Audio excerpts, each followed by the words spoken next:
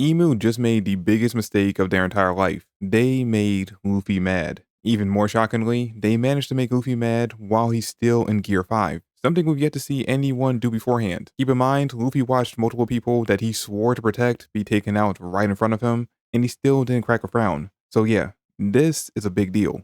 And it's all because of Usopp doing something that he has done time and time again, yet still somehow shocks the world whenever he does it. Something that I personally think after this chapter, he deserves a bit more leeway from the fans than he's been getting this entire arc. And I'll explain why in a bit, but before we get to that, we gotta check in with Zoro and the giant warrior pirates taking on Emu's horde of demons. Gotta say, I felt a lot like Colin here in this chapter, because right at the opening, we see him just absolutely beaming at the idea of getting to see the giant warrior pirates, both old and new, fighting all out against opponents that they don't have to hold back on. That look he had is one I know all too well because it's the exact same look my nephew gets in his eyes whenever I tell him I have a new Sonic the Hedgehog game that he can play. It's just pure, unfiltered excitement, like Christmas and his birthday got all rolled up into one. And that's basically what this was for Colin. He, more than any other kid on Elbaf, grew up idolizing the giant warrior pirates, maybe even more so than Haruden and his crew, who modeled their entire identities as pirates after the originals.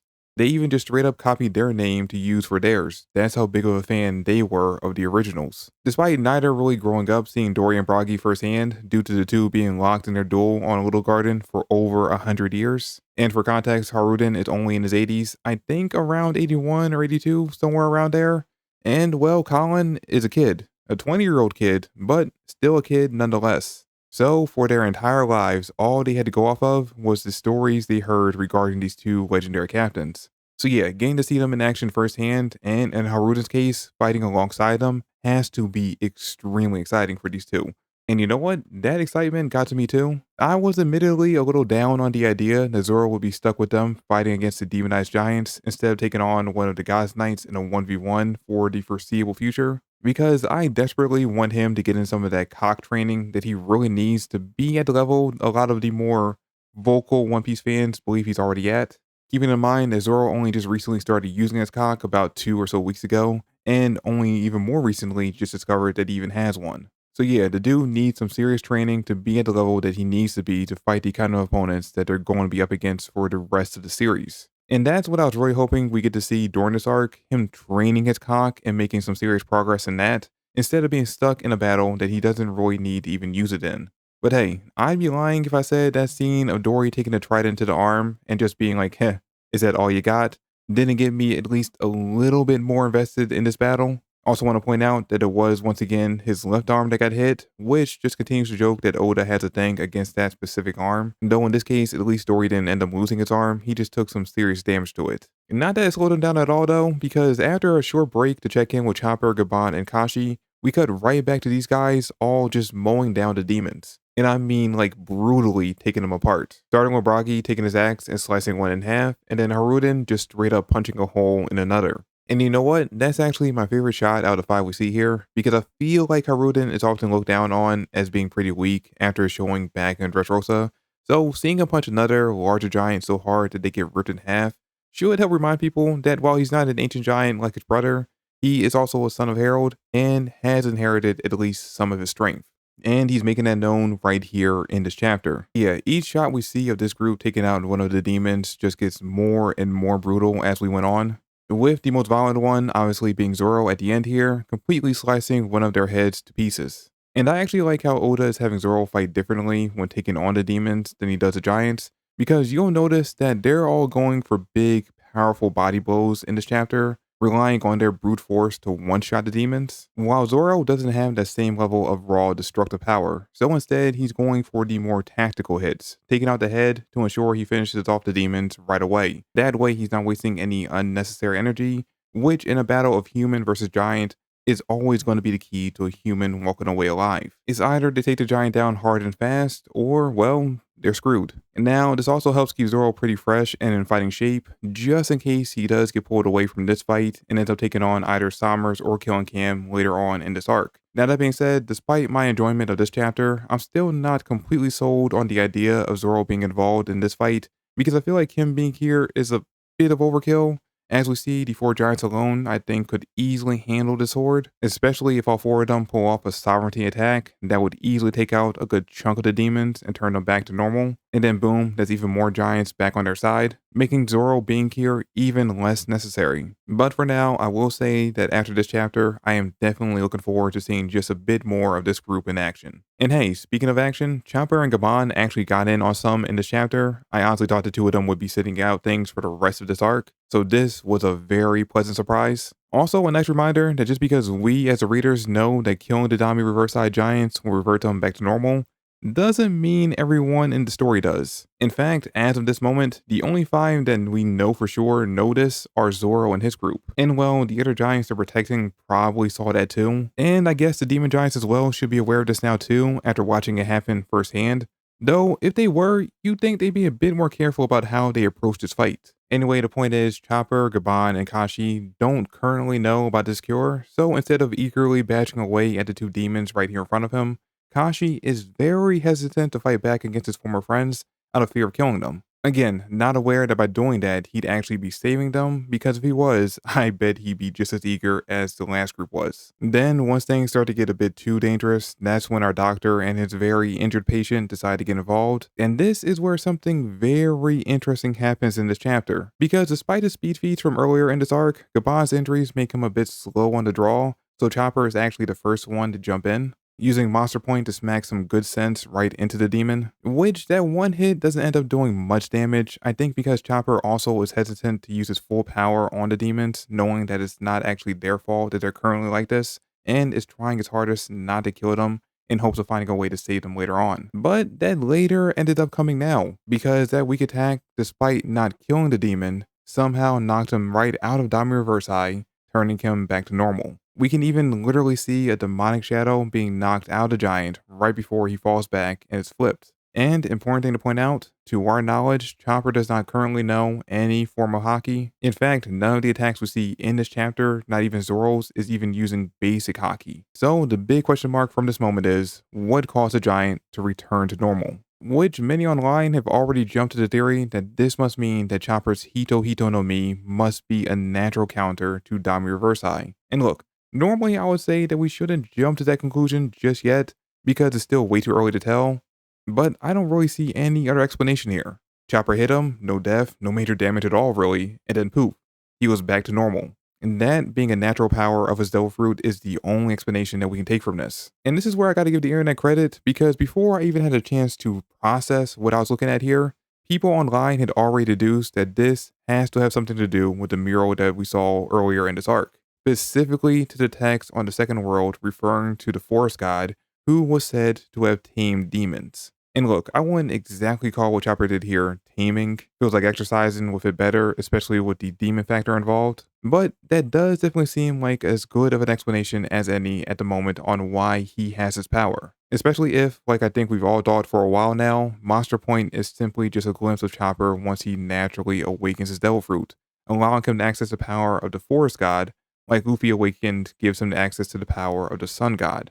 Though there is one other option that I think we're all missing due to our desire to find any connection we can between the mural and the Straw Hats, and that is the possibility that Chopper's Devil Fruit was created in reaction to Emu.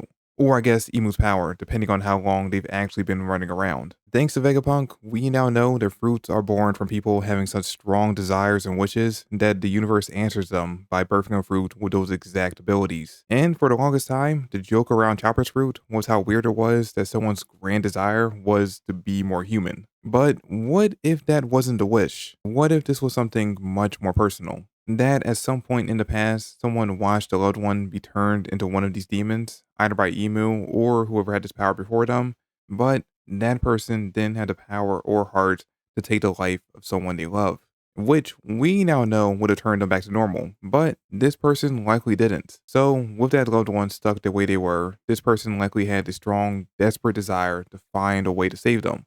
And thus the universe answered that wish by creating the human fruit, a fruit with the power to counter Dami Reverse Eye by turning this demon back into a human.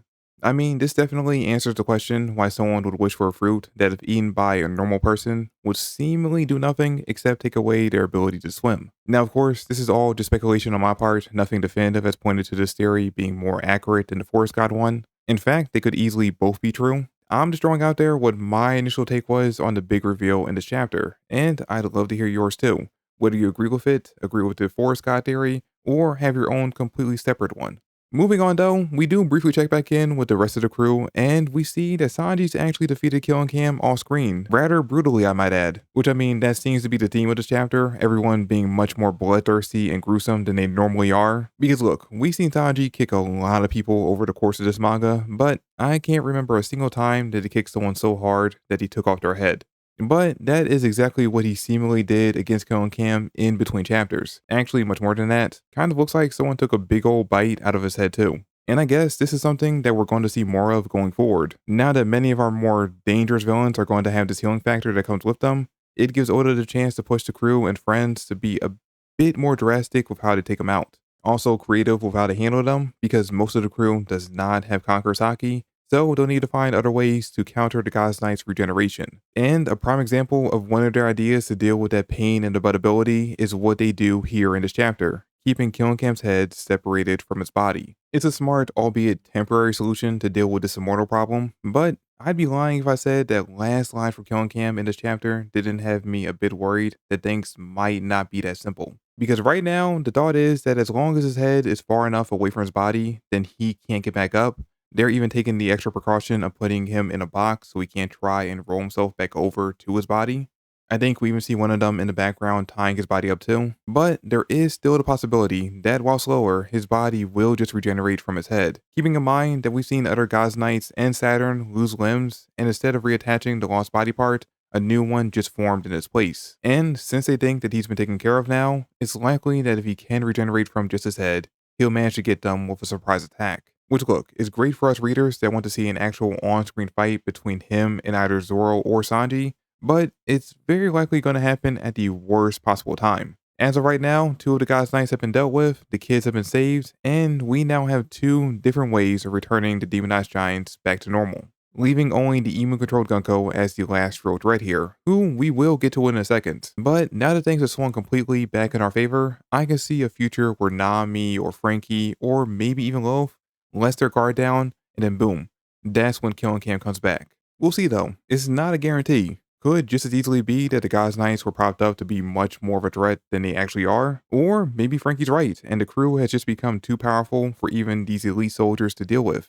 Really, it's all going to come down to whether or not those two get back up, extending this arc for a few more chapters so that Zoro and Sanji get their one-on-one fights, or if they stay down and we focus on dealing with the few remaining threats that are left. One of which Nami is already on top of, as we see her feeding Zeus an endless supply of black balls so he can grow nice and big. Big enough to pour down rain across the entire island in order to put out the fires growing all throughout it. Fires that Loki is actually helping spread by being completely reckless with his fire breath, which Nami doesn't hesitate to call out both him and Luffy over, leading to the absolute best panel of the entire chapter of Luffy having the look of a kid that just got scolded, and Ragnar trying to comfort him the best he can. Then Luffy complains to Loki for getting him in trouble with the boss, because let's be honest, we all know Nami is the boss of the crew, which Loki answers back by shooting lightning directly at him, which also just ends up leading to another joke of Loki being surprised that the lightning didn't work on him. And look, I don't want Loki joining the crew, but this is yet another moment where Oda is making a very strong argument for him to do so, because I can definitely see the potential gags we get going forward with these two interacting like this, especially with Nami there to yell at them over all their antics. And let's be honest, there's something very funny about Nami yelling at a giant. What's not funny, however, is what happens to Brook and Usopp at the end of this chapter. Because despite it seeming like Emu had left Brook behind the last time we saw them, they're still clashing with him. And Usopp, tired of sitting on the sidelines, rushed over to help save his crewmate. And this is the kind of moments I always expect to see from Usopp, where he'd put his own safety, really his own life, to the side in order to save someone dear to him, whether that be a fellow crewmate or anyone he holds in high regard. We've seen it time and time again, Usopp willingly thrusting himself into a battle he can't win against an opponent he can't hope to beat, simply because he refuses to let someone die without giving his life in order to try and help. That is exactly what it means to be brave. Yes, had Brook not been here, there's a solid chance Usopp would never have attacked Emu. His cowardly nature would have likely kicked in, and he'd be off hiding in a bush or behind a tree somewhere, until they moved on to somewhere else. But because Brook was there, he didn't run, he didn't hide, he stood there and fought with everything he had, even willingly nuking himself in order to try and take out Emu so Brook would be safe. And hell, even if Brook wasn't here, his admiration for the Giants and anger over what the God's Knights have done to not only them, but their homeland, probably would have pushed him to still stand his ground right here in this moment. Because that's who Usopp is. That's his character. A coward when fighting for himself, but the bravest man on the sea when fighting for someone else. And while I'm sure I'm alone in this mindset, even if this ends up being the very last thing Usopp does for the remainder of this arc, I'll leave it satisfied with his involvement, especially after being the very first Straw Hat to land a hit on Emu. Sure, it was in Gunko's body, but still Emu nonetheless. And now it's Luffy and Loki's turn as the two gods come face to face with the devil themselves. And look, I can't believe I'm saying this, but I'm actually a bit worried about Emu here. Because despite what Emu's done to his father, and now this invasion of his homeland and enslavement of his people, Loki isn't the one here with the biggest desire for revenge. No, that goes to Luffy, who despite being in the form that forced him to keep laughing even after watching Vegapunk die right in front of him, has completely stopped laughing upon seeing what Emu's done to his friends. And just like you should be deathly afraid of a bad man who laughs, you should be even more afraid of a Gear 5 Luffy who doesn't. Actually, I feel even more sorry for Gunko because she's the one that's going to get the brunt of this fury that Luffy's about to unleash. Something which is seeming more and more like she definitely does not deserve. But maybe this battle and the combination of both Luffy and Loki's Conqueror's Haki will be enough to force Emu from her body, restore her memories, and allow us to finally learn exactly what happened between her and Brook. Either way though, we're definitely in for an exciting clash, one that could serve as a short preview for the potential final battle of the entire series, as the three gods face off in a battle that could potentially topple the entire world.